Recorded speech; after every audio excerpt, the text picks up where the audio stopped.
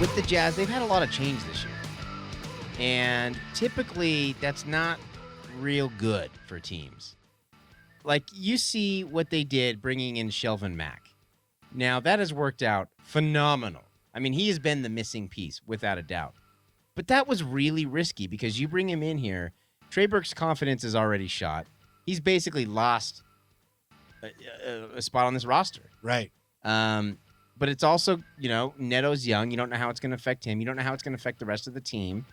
That's really, really risky. So, were these?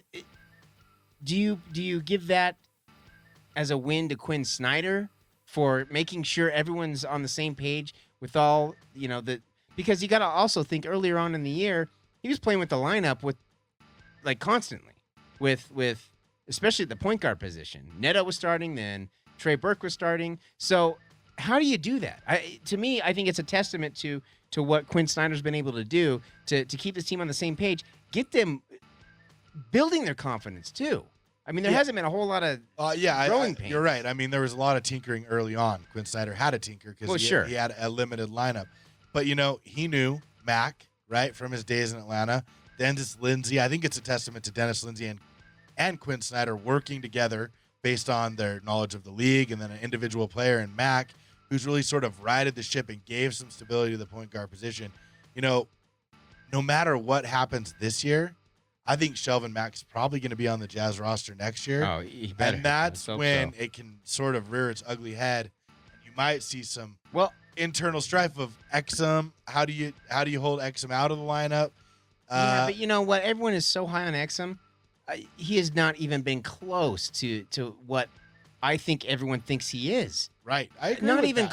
But he's young. Remotely close to it. I agree. He's young. Yes. And the team you have now, especially with Burke returning, assuming you will out Burks, pardon me, it'll be a real interesting scenario. We're getting way ahead of ourselves on how he manages that scenario. I mean, to this point in the year, I think Brad Stevens, in my opinion, is the NBA Coach of the Year. What he's done with the Boston Celtics, I wanted him to win it last year, but he didn't. I think he will win it this year, and he should win it if he doesn't again. This should be his back-to-back year, given that roster and the wins that they've piled up in TD Garden. But Quinn Snyder, in and of himself, has really proven his coaching chops this year. And if they make the playoffs, he probably won't get a whole lot of votes, but he probably should for Coach of the Year.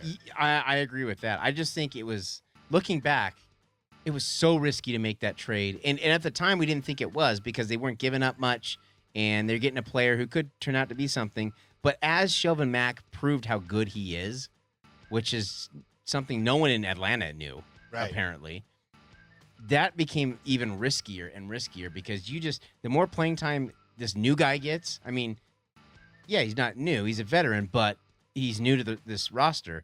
You just never know how it's going to affect the other guys.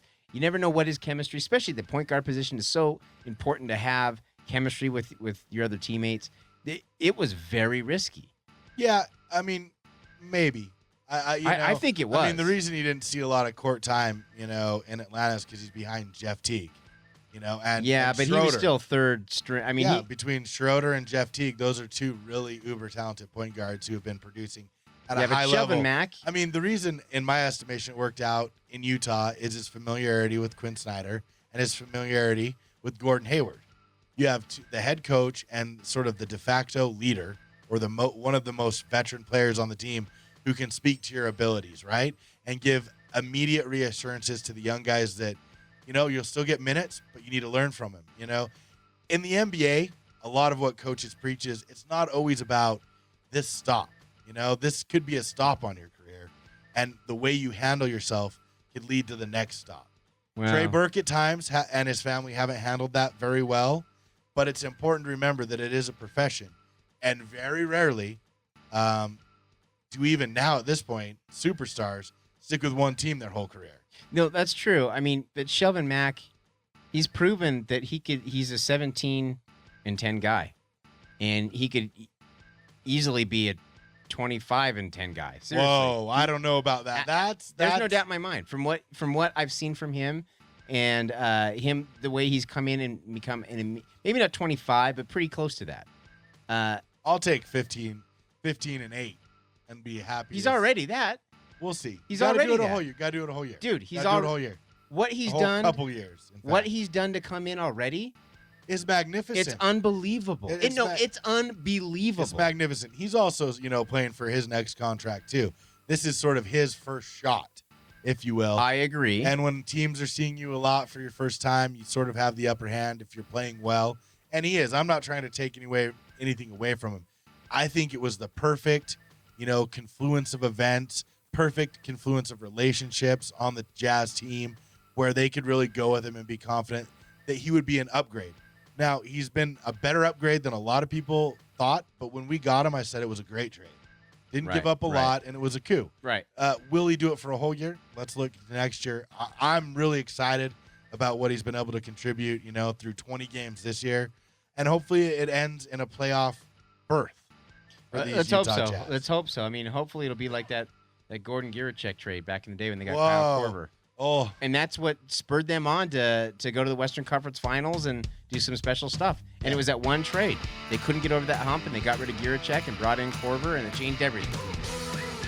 If you like that video, don't forget to subscribe. You can also click on the Dog and Deuce logo to be taken to our website. We also got a couple videos up. Thanks. We'll see you next time.